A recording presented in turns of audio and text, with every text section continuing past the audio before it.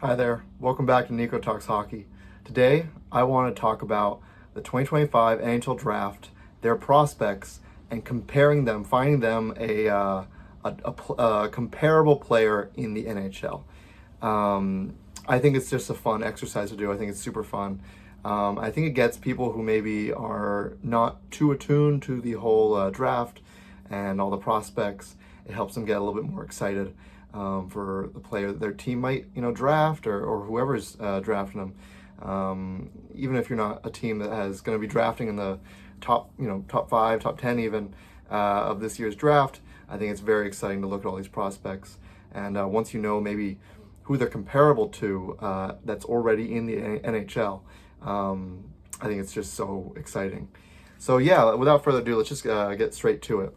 So I want to look at the top 10 prospects that, in my opinion, the top 10 prospects, and find them a player that I think is most suited to the way that they play, their style, and maybe a little bit, factoring in attributes like how much they weigh, what's their height.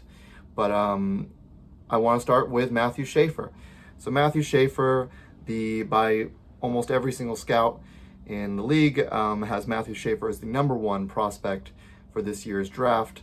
6'2". I've already talked about.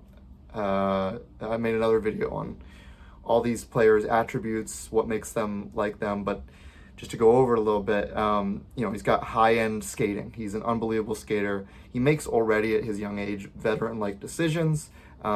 His offensive ability, his ability to come into the zone and help out in that capacity is next level. And it's not like he's he sacrifices defense for that either. He's very solid on defense. So my player in the NHL that I think is most similar and comparable to Matthew Schaefer, I have Rasmus Dahlin. Rasmus Dahlin, I think, is the best, most, the best comparable player. He's very similar in style. They both have incredible offensive abilities, but yet they're defensemen. They've got similar frames. They play they're always active. They're always making really good decisions. They're always active in the play, and their defense isn't bad either, right? For some of these, I found another player that I think is also comparable, just to have two players that you can, if it's not going to be them, maybe it's this other player. And I also just want to preface this before going into the rest of the prospects is that I looked at their ceilings, what I think their ceilings are, and then comparing what their ceiling is, what would that look like as a player that's already in the NHL, right? So for the other player I compared Matthew Schaefer to, I have Miro Heiskanen. Miro Heiskanen, I think, is also a pretty good comparison. I think that in terms of just the ability to make incredibly smart hockey decisions, really smart hockey IQ, that's Miro Heiskanen. So although I do think that Rasmus Dahlin, in my opinion, is the better ceiling to reach, if he becomes Rasmus Dahlin, I think it's better than if he becomes Miro Heiskanen. But that's no knock on Heiskanen. He is still a top 10 defenseman in the league. It's just more, I think, on the offensive abilities. I think the offensive abilities of Dahlin are just next level, right? Moving on to Michael Misa. Michael Misa, he's the player that I pray that the Chicago Blackhawks somehow find themselves drafting come Friday. Oh my God, so soon. 6'1", 184 pounds. He's mostly a center, but can play wing. There's so much, I think, that's similar between Michael Misa's game and Jack Hughes' game. I think that although Jack Hughes is just a little bit shorter, I think that they've got very similar play styles. For one, they're both centers, but Jack Hughes, due to his smaller frame, can sometimes be more suited on the wing. Misa, it's been said that he's can play left wing position. They both have elite shots. Their playmaking is off the charts. They have unbelievable vision and hockey IQ. They're both decent defensively, nothing crazy, but decent enough, not some slouch. and they both have great skating and speed. I think that I haven't seen this comparison a lot, and I don't really know why. I think that it's just a great comparison. Maybe it's because Jack Hughes isn't the, maybe he's so lean. Maybe he's so, people view him as maybe more of just smaller and just, I don't know, smaller in the sense of weight as well. Maybe that's it.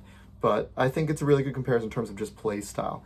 The other player I thought that was pretty comparable, and this is almost the opposite direction in terms of like weight and just the size of a player.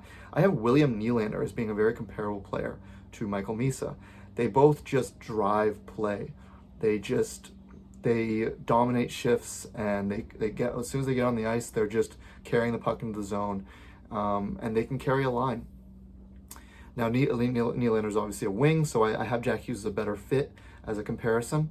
But I think both Jack Hughes and William Nylander are pretty nice comparisons as a term to in regards to Michael Misa's ceiling in the NHL. Moving on to number 3, James Higgins. James Higgins, he's a player that's definitely, it's not solid where teams view him and how high he's going to go in the draft. He could definitely fall, but I could also see him going second, third. I could see him going that high. So it's gonna be very interesting. Can't wait for Friday. But not the biggest player, right? Not the biggest player. He's really he's a center, but a lot of people think that he's not going to be a center because of his size. I don't know about that. I'm not sold on that. I think he'll probably stick at center, but we shall see. He still has unbelievable playmaking skills, insane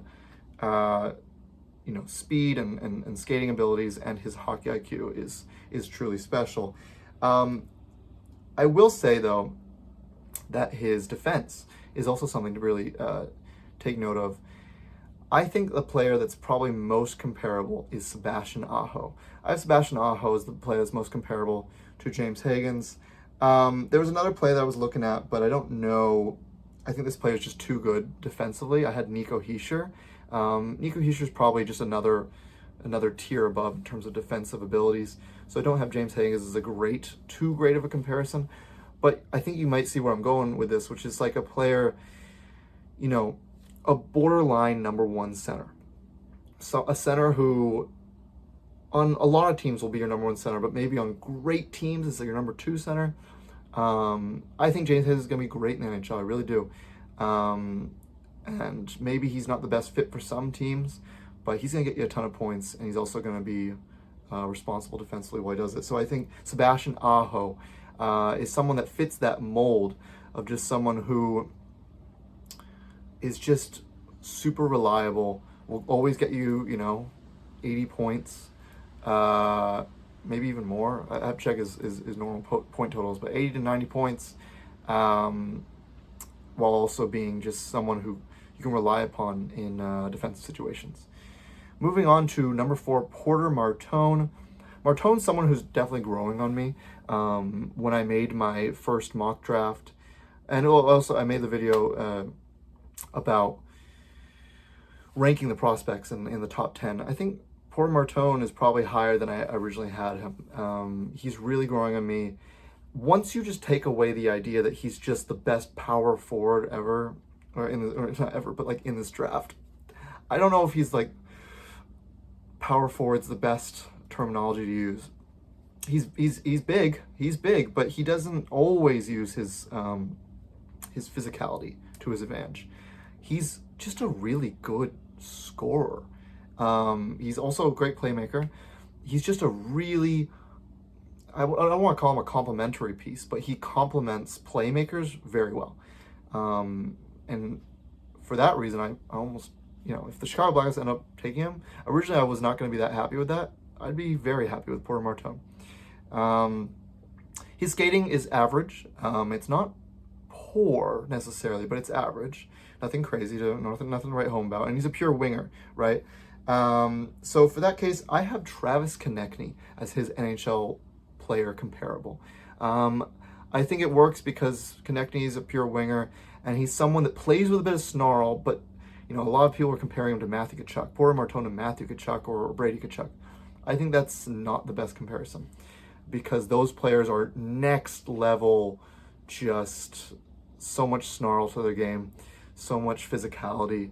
I don't think that Porter Martone's bringing that, but I think he's bringing what Travis Konechny brings, which is just, makes everyone on your line better. And if you have someone who's even better than him, it will make him better.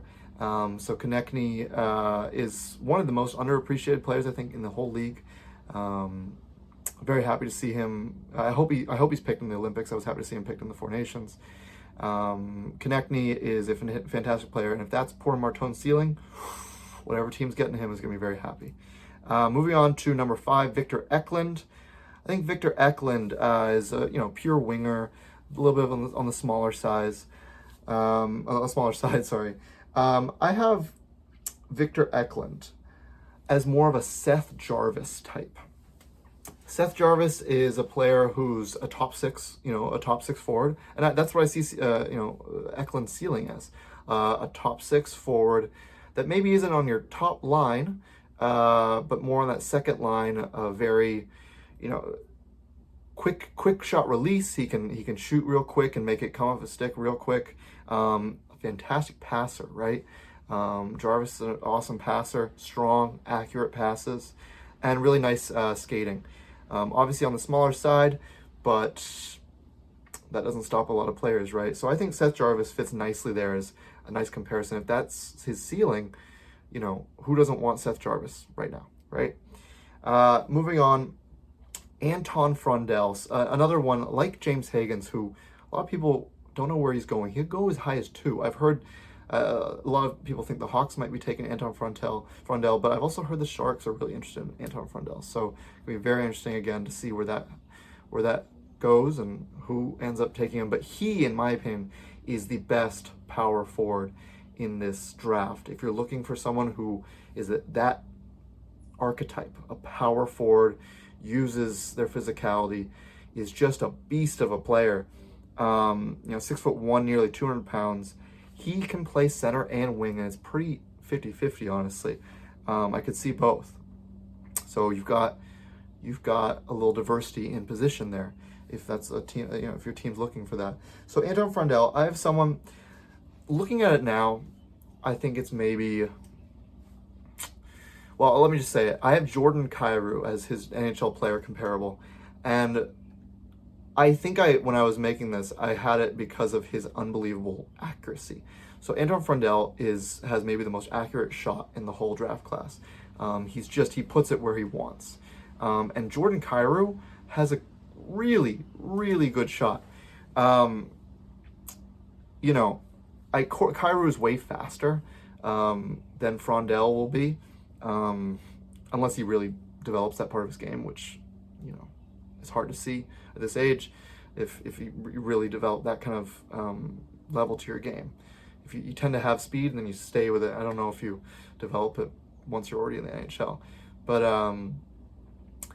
so I think that maybe that's not where it's the most comparable. I found it hard to kind of find the right comparable for Frondell. But in terms of his abilities with the puck on a stick, I think Kyrou's a decent comparable because of his great accuracy. He's just got such a powerful shot. And Kyrou is a fantastic player. I don't know if he gets enough love while he's in St. Louis, but he's still very, very good. Moving on to Caleb Desnoyers. It's the first time I said that correct. I always said Desnoyers or whatever. Caleb Desnoyers, a pure center and a very, very focused on defense center. Strong two-way game. That is more in line with someone I see like a Nico Hischier, but Nico Hischier may end up having like more higher point totals, I'd say, than maybe Caleb Desnoyers, but it's still kind of similar. But the player I think is most comparable to Caleb Desnoyers is someone like Roope Hintz. If Caleb Desnoyers' ceiling is Roope Hintz, wow. Hintz is one of the most underappreciated players in the game. He is a low-end number 1 center. And if someone who may go as low as, like Desnoyers could drop a little bit. I think he'll still go top 10, But with so many, high-end players in this year's draft, it's not the most deep draft, but at the top, you've got a lot of players that I'm sure teams will differ on. So Desnoyers could drop, and if you're getting Rupe Hintz at 8th, you'll be very happy. So I think that Desnoyers' game is it's just high hockey IQ. It's a two-way game. It's very responsible, and every team is looking for players like that. Moving on, we're looking at Roger McQueen. So Roger McQueen, a hulk of a person, 6'5", 200, well, not even 200 pounds, 195 pounds. So he probably should be a little heavier based on his height. But Roger McQueen, I don't know how you could not have, in terms of ceiling, Tage Thompson as his NHL player comparable. You obviously, Roger McQueen missed a lot of time due to injuries this season. But if he hadn't, I think Roger McQueen would be in talks of, top 3. I think he may go earlier than a lot of people think. Spoiler alert, I'm releasing my second and final mock draft this coming week. I'm very excited to share that all with you. But yeah, I have McQueen going higher than maybe some people have him going. But yeah, I think that if he can reach Tage Thompson levels, which is a number 1 center, someone who maybe isn't always the most consistent, but huge and uses that size to his advantage, has a long reach, top tier puck handling. It's looking real nice if he can reach Tage Thompson levels, and that's who I have him as most comparable to. So we've gone through a lot here. I'm getting a little mixed up of who we haven't covered yet. I do believe it's just the 2 defensemen. So I have Radim Murtka and Jackson Smith. So we'll start with Radim Murtka. So Radim Murtka, he's another huge individual, 6'6", 207 pounds. He's a right shot defenseman. He's not the most, well, he's got good offense. Don't get me wrong, good offense. But his defending ability, because of his size and his reach, and obviously skill, I have his player comparable in the NHL as Esa Lindell from the Dallas Stars, someone who does not get enough flowers for their abilities. Esa Lindell is a shutdown defenseman, a great number 3 defenseman who can be a shutdown. That's what I see Murtka as. Maybe not even ceiling, probably ceilings maybe even a little higher. But in terms of just who I think he's going to be, someone like Lindell with maybe some more offensive upside. Lindell with a higher offensive upside is someone that every team is clamoring for because you can trust him in every situation. If you need him in a pinch on the power play, you got that. You need him on the penalty kill, absolutely got that. You need him to stop your top line, the opposing team's top line of offense. I think Radim Murtka is going to be tasked with that when he gets into the NHL. Not the most adept skater, but you can maybe teach that a little bit. And then the last player, the number 10 player I'm looking at today, when I look at prospects and their NHL player comparables, I have Jackson Smith. He's a left shot defenseman. He's big, but not as big as Murtka. 6'3", 193 pounds. Very physical, and just unbelievable skating. Very fast, decent defense, right? I have someone like Luke Hughes. Luke Hughes, I think, is a decent comparable due to his just skating abilities. Luke Hughes is just an unbelievably fluid skater, really good in just his edges. And I think that Jackson Smith is just like that. More physical, definitely, than Luke Hughes, but Luke Hughes is now, he's going to be there in New Jersey for a long time to come, and Jackson Smith, whatever team gets him, maybe he's there for a long time to come. Maybe he's a cornerstone of the back end there. In terms of deficiencies, I think offense probably needs work. So for Jackson Smith, Luke Hughes is getting there. He's gonna get there. I have no worry about that. And if he truly is comparable, Jackson Smith is comparable to Luke Hughes, then maybe his offense grows as well. But yeah, those are my top 10 players. top 10 prospects in this year's draft and comparing them to players that are currently in the NHL and their ceilings. So I thought it'd be a really fun exercise to do. I had a lot of fun making this, and I hope you enjoy it. I hope you tell me who you think in the comments, who you think is comparable to some of these top end players of this draft, because I think it's just such a fun thing to think about. I look at the people at Elite Prospects and the work they do there, and then comparing, and it fueled me to want to make my own video. But yeah, thank you so much for watching. The next video I'll have out is the second mock draft and final mock draft before the draft on Friday. Again, thank you so much for watching, and I will see you in the next video.